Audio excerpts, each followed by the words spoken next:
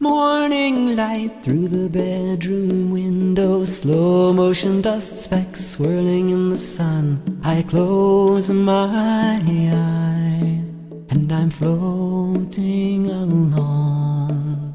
Sun, did you warm the face of the prophet the way you warm? Okay. On behalf of MSA, I'd like to thank every one of you and welcome you all. Let's see, right before we begin, if you will allow me, I'd like to tell you a couple things about what MSA is all about.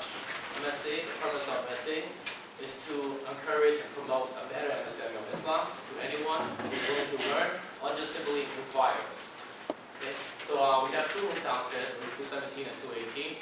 So not only do those rooms provide a prayer room for Muslim students on campus, they also serve as a pit stop, okay, for classes, for students that have classes. Okay, whenever they have a break in between, they just come there, just hang out there, okay? So I mean, of course, many of us, including myself, we have used that pit stop and we turn it into a place where we just hang out there, even though we have papers and projects to do, you know? So yeah, with that said, everyone, every single one of you is welcome to waste your time patiently with us, okay? No, but seriously though, if any of you guys have any questions about Islam, life of a Muslim, old accounting textbook, math problem, history papers, borrowing a vacuum cleaner, or what gyro stand gives more food at what time, anything like that, just come by, alright? We got you covered. So room 217 and 218. Okay, for food, I think we should have enough. We ordered ahead of time, but we weren't sure how many were going to show up, so that might be iffy, alright? With that said, there is a lot of people in this room. With that said, though, this will be the format of the event, okay? So right now I'm just doing the introduction, it'll be really quick, I'll be done with. After that, I'm just going to hand out this invisible mic, Professor Mark Pettigrew. And then, okay, we will talk about our presentation on Professor Battuta. After his presentation, there will be a little intermission where one of the sisters will make a little announcement about our upcoming classes and so on, okay? After that will be a Q&A session. Anyone's welcome to ask questions, so if you have a question, just hold on to it. We're in the Q&A section, you can ask them. And also after that, I mean, it's supposed to be lunch, but like I said, a lot of people, not enough food, so we're going to have a little pop quiz at the end, alright? Whoever gets 90 or more will get 2 servings. Whoever gets 80 to 89, 1 serving, alright? So pay attention and take notes. Whoever gets 80 or below, well, thanks for coming, alright? Free click point. Now let's seriously, well, you're excited, we got enough food. Lunch is we order, what is it called? Chicken sandwich salad. Should be good. We have more than enough, and we have drinks also. So lunch will be served right across the hall in room 303, okay? So now the man of the hour, for the speaker of the afternoon, Professor Mark Pettigrew. Professor Mark Pettigrew is a professor of Arabic and Middle Eastern Studies right here in Queen's College, okay? He teaches a variety of courses. Some of the topics include, not limited to, Middle Eastern Studies and Islamic history. Also Middle Eastern literature, I think, yes? Yes. Arabic literature is really my Arabic literature. Yeah. So I'll do a brief intro of Ibn Battuta, but tell you the truth though, I don't know much about it, so I'm just going to find a seat, sit down, listen to the man, and draw the presentation, okay? I hope you guys do too, alright? Thank you. Welcome. Assalamu alaikum.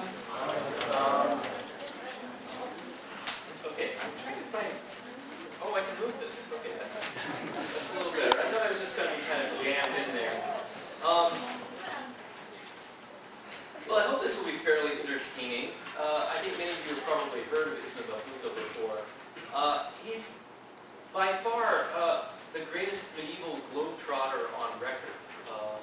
He's a 14th century traveler originally from Tangiers, which is now in Morocco, who crossed the known world of his time from the Atlantic Ocean to the China Sea. He got as far north as Astrakhan on the Volga River, which is now in Russia. He went as far south as sub-Saharan Africa, the Maldive Islands, and Indonesia.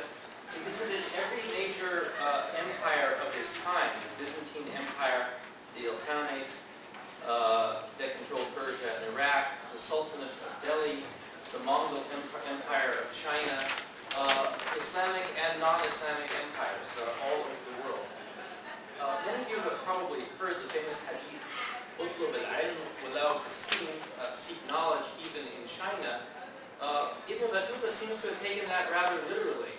He went all the way to China, and he really did learn a lot on the way. All told, over a period of 29 years, Ibn Battuta traveled nearly 75,000 miles The circumference of the Earth is only, at the equator, is about 25,000 miles. So if he'd gone in a straight line, he could have gone around the Earth 3 times over. He completed the pilgrimage to Mecca at least 4 times. He visited what are now 44 different countries. And along the way, he encountered nearly every major ethnic group in the lands of Islam: Arabs, Berbers, Turks, Persians, and recent converts from Africa, Mongols, Southeast Asians, and so on. He encountered non-Muslims of many varieties too: Christians, Jews, Hindus, Buddhists, and Confucians. It's really hard to imagine someone who had a more global perspective at this time. He's sometimes compared with the Venetian traveler Marco Polo, who famously brought Europe its first news of the Mongol Empire in China.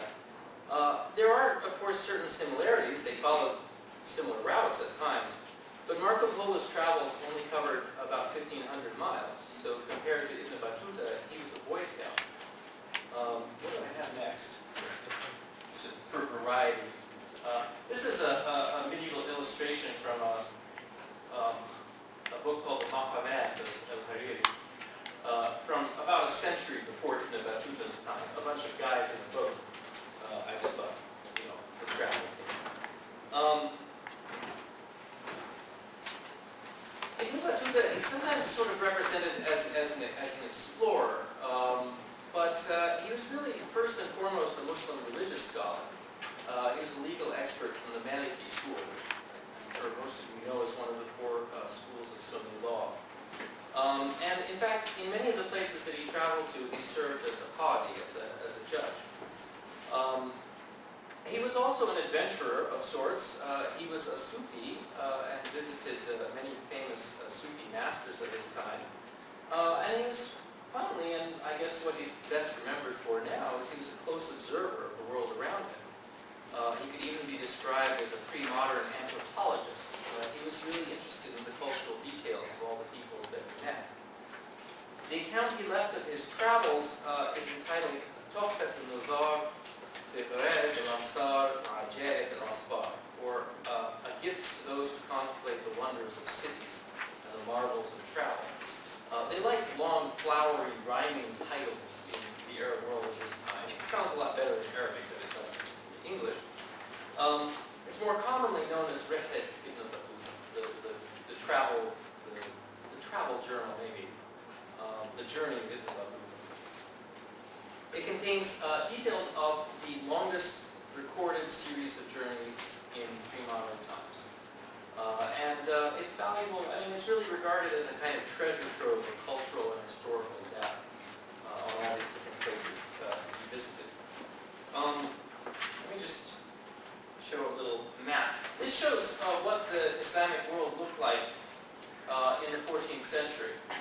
Of course, looking at it now, the 2 immediate things that strike one now is, of course, by Islamic world we mean where Islam was the dominant religion and where there were usually Islamic governments of one sort or another. Muslims were spread out much further, and still are. The 2 things that immediately strike you is that, well, part of Spain here is Islamic, and of course that's no longer true, really. Well, there are a lot of North African immigrants to Spain, but there's no longer a Muslim government in Spain. The other thing that, if you're thinking of Southeast Asia, of course, the world's largest concentration of Muslims is, down here in Indonesia, and that hasn't converted yet. Now, only the little tip of Sumatra here has converted to Islam at this time. So a little different, but in many ways similar to the Islamic world we know today. Mr. Ibn Battuta traveled straight across here, all the way across from up here in Tangiers, all the way across to China, and all the places in between, and zigzagged and went up and down and so on.